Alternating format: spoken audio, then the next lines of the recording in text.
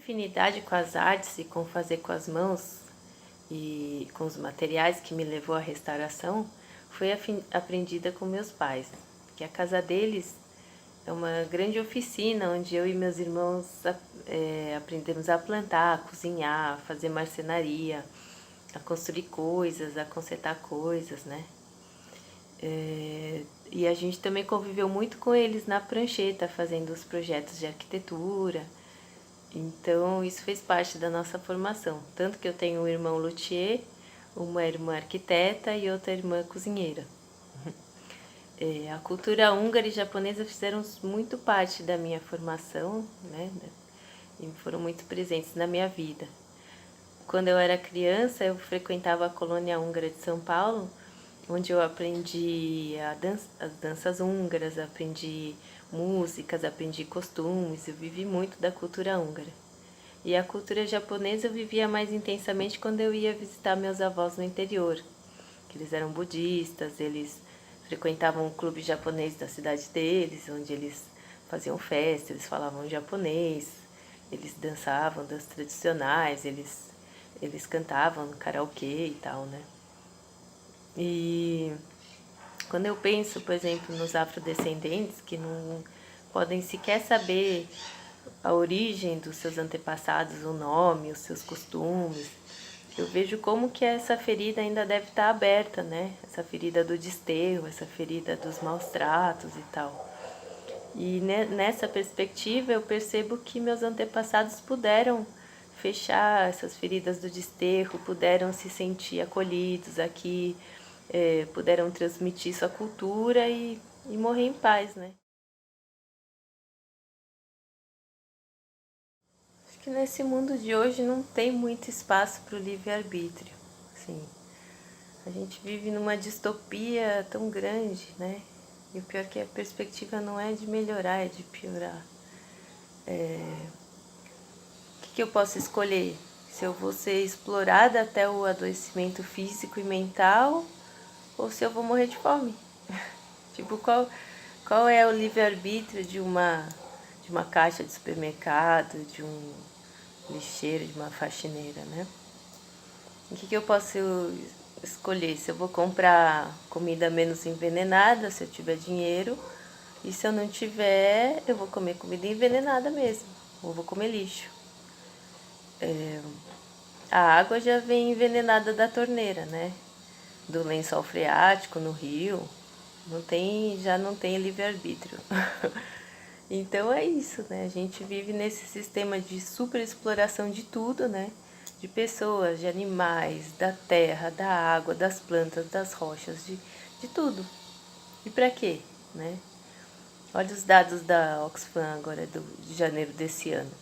Os 10 homens mais ricos do mundo dobraram sua fortuna na pandemia, chegando a 1,5 trilhão de dólares.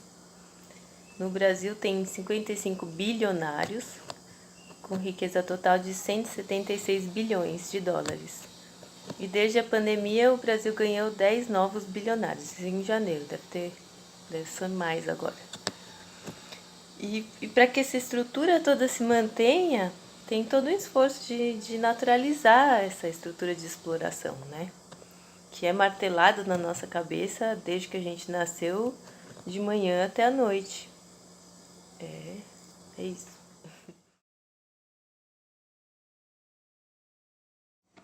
Eu fiquei pensando sobre qual o meu entendimento de liberdade. Eu pensei em duas sensações, assim. Uma mais eufórica e outra mais tranquila, assim, mais plena, né? E uma muito parecida com felicidade, alegria, e outra com plenitude mesmo. E eu acho que a arte, por exemplo, quando nos toca, no momento em que gera uma comoção individual ou coletiva, é uma linguagem que pode fazer a gente sentir muita liberdade, porque traz a gente para o aqui e agora e faz a gente sentir que faz parte desse mundo e que as coisas fazem sentido, né? Que o passado e o presente estão reunidos num ponto ali que passa por você, né? E aí, quando a gente tem essa experiência intensa, seja com a música, com a dança, com a pintura, ou outra linguagem, né? A gente sente que o eu não é importante, né? O importante é fazer parte, deixar essa energia fluir pela gente e a gente viver o momento, né? E, e isso é muito bom. Tem outras formas de alcançar essa sensação de plenitude, né? De dissolução do ego.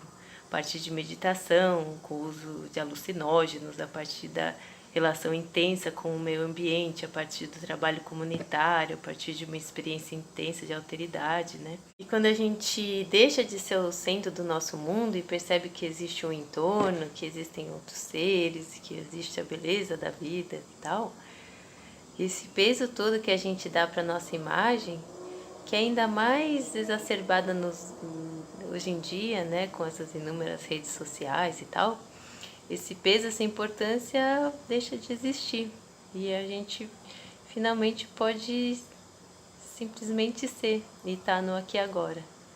E isso é tão libertador. E mesmo que esse momento de plenitude ou de euforia dure pouco, ele é capaz de mudar a nossa visão de mundo.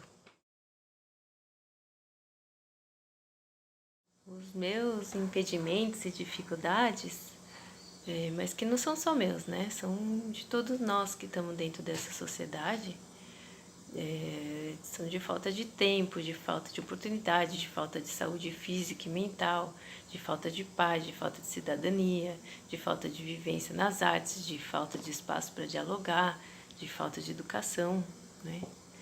Então, e nesse sentido, e voltando ao tema das artes e da cidadania, eu acho que é tão ou mais violento do que queimar uma escultura é dizer para o cidadão que aquilo que está no pedestal é arte e que ele tem que respeitar sim ou sim, entendeu? Sem ao menos qualquer vontade de diálogo, qualquer construção, qualquer debate, sem que se dê a esse cidadão acesso às coisas da cidade também, né? E em uma cidade onde uma criança nasce com frio e fome na beira de um córrego poluído, enquanto outro cidadão anda de helicóptero entre a sua mansão e o edifício da sua empresa, é uma cidade para lá de violenta, né? Então, o que são os monumentos, né? Para que eles servem? Os monumentos estão aqui para afirmar valores, para fazer a gente rememorar coisas, né? E quais os valores postos nessas esculturas, nessas obras, né? Será que não está na hora da gente querer reescrever essa história? Porque a história é dinâmica, né? Porque o entendimento sobre as coisas é dinâmico, né? Então, será que não está na hora da gente querer construir monumentos que permitam a gente a rememorar episódios da nossa história que a gente não quer esquecer nem encobrir, mas que sirvam de marco para a gente começar a trabalhar e sublimar nossos traumas sociais? Eu sei que a vida podia ser melhor que isso. Toda a riqueza que a gente produz no mundo daria para alimentar todo mundo e ainda ia sobrar. Então, ou seja, o problema é que a riqueza está concentrada na mão de poucos, né? Se a riqueza fosse distribuída, a gente podia trabalhar menos, viver mais livremente, a vida podia ser mais leve, mais feliz. Cada um de nós podia contribuir com a coletividade, com aquilo que de melhor sabe fazer, né? Então, cada um também poderia cuidar da sua saúde, do seu corpo, da sua casa, do seu jardim, dos seus filhos, do seu espírito, da sua mente. A gente podia estudar, podia sonhar, podia ser várias coisas ao mesmo tempo, né? Ser médico, jogar bola e ter um grupo de crochê, ser professor, ter grupo de teatro e sei lá, ir ao cinema e viver a cultura no dia a dia, vivenciar a cultura, não só ser espectador dela, né? E não só vivenciar a cultura no fim de semana. E aí a gente podia usar nosso intelecto para outros objetivos, né? Não o de lucrar mais, o de acumular mais, que nem hoje, mas o de desenvolver outras formas de moral, outras formas de viver, de estar no mundo que não gerassem tanta destruição, tantos danos, tanta exploração, né? A gente podia encontrar o nosso lugar como parte do todo, né? Mas como parte regenerativa do todo.